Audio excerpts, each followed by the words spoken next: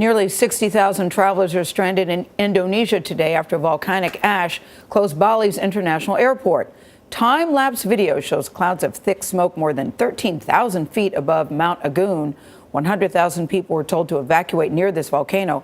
The highest alert level is now in place.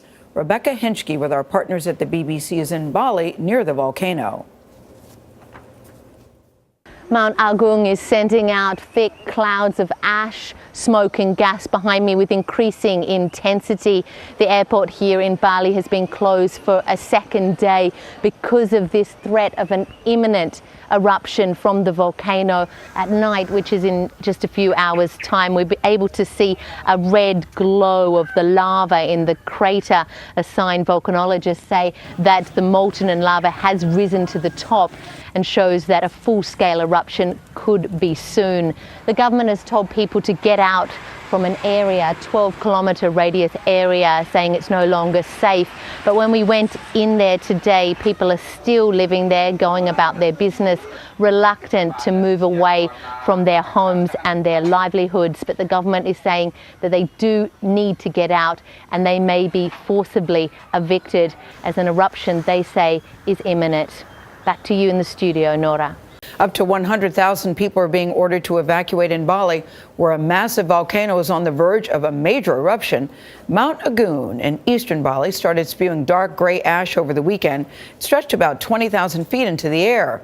Indonesian officials raised the volcano's alert status to its highest level yet. People within 6 miles of the volcano were told to leave the area. 445 flights were canceled at Bali's international airport as ash filled the sky. Around 59,000 travelers were stranded. Officials sent 100 buses to the airport and ferry terminals to pick up the stranded passengers. Nearly 5 million tourists visited Bali last year. Chief weathercaster Lonnie Quinn of our New York station WCBS is here with the volcano's impact. Lonnie, good morning.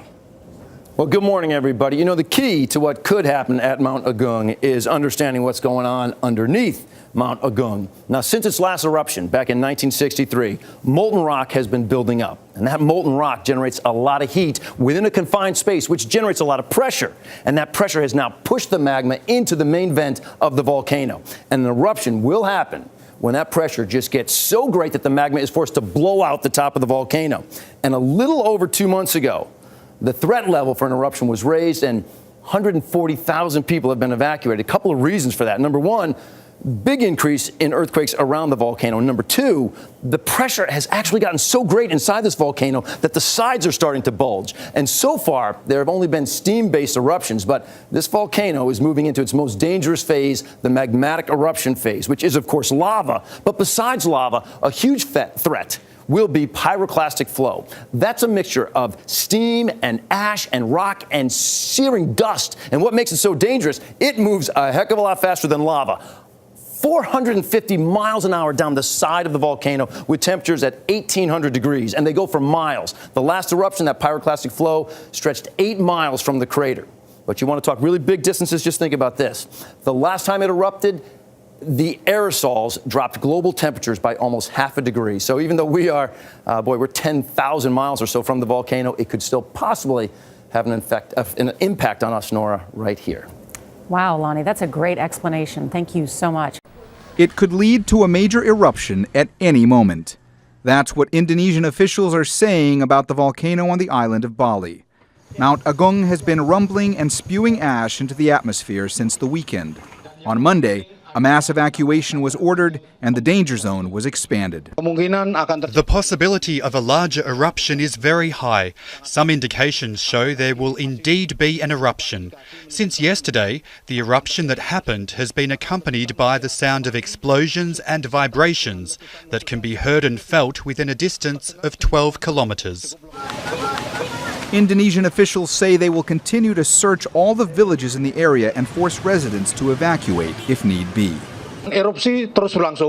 Until now, based on incoming reports that eruptions and tremors are continuous and the lava is filling the crater, the lava will flow down the slopes after the crater is full. Bali's international airport was closed, hundreds of flights were canceled, and tens of thousands of travelers were stranded after tests indicated ash had reached its airspace. Wait for the airport to open. and we get a flight back to home. Bali is the top tourist destination in Indonesia and plays host to millions of visitors each year. The volcano last erupted in 1963 when more than 1,000 people were killed. Tulamben, one of Bali's most famous diving resorts, is closed. Hotel staff and guests were ordered to leave the town as soon as authorities raised the volcano's alert level. When Mount Agung last erupted 54 years ago, the area was damaged by lava and hot gas clouds. But the resort's owner, Wayan Tambir, has decided to stay.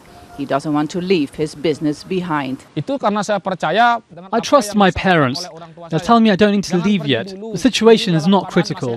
When the mountain exploded in 1963, there was a lot more smoke and the volcanic quakes didn't stop. Divers from all over the world come to Tulamben to see a famous historic shipwreck. But they now have all gone, and the diving equipment is being taken to a safer place for storage. Even the guides are too scared to go out to sea. It was at 1 or 2 p.m. when I felt something happening in the water. I could feel the pressure and I could feel it in my heart. I panicked and I went to a friend, so I was not alone and could calm down. All they can do now is watch Mount Agung as it releases steam and gas. While all eyes are on the volcano, people are increasingly concerned, not only about their safety, but about their future as well. Their livelihoods could be gone in an instant. Business had picked up over the last decade, but Wayan fears he may be faced with having to start all over again. It has a big impact, especially on our economy. It's all dead now, a total standstill. There's nobody left. I really hope nothing bad will happen here and the situation will quickly turn to normal. Most tourists have also left a nearby beach resort which is considered safe.